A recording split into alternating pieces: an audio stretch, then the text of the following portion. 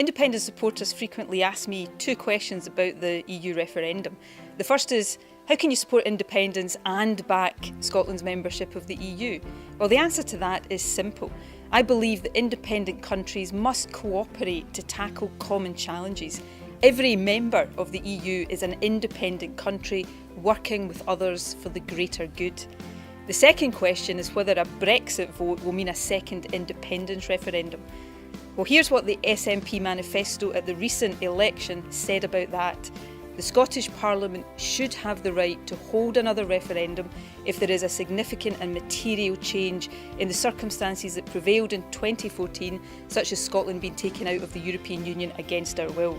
Now, I'm clear that if Scotland does indeed face that prospect of being taken out of Europe against our will, then that option is on the table. But to be clear, that situation only arises if Scotland votes Remain next week. If Scotland votes to leave, then that premise for independence doesn't arise. So I'll be voting Remain for a variety of very good reasons.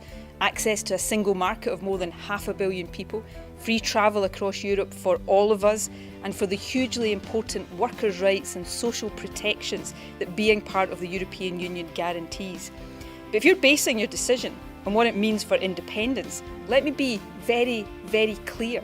The only sensible and logical vote is one for Scotland to remain in Europe. If Scotland votes to leave, then our immediate future will be one inside the UK but outside the EU, at the mercy of a Tory government led by the likes of Boris Johnson, which is even more right-wing than that of David Cameron and George Osborne. So I ask you to vote Remain on Thursday, because it is in Scotland's best interests.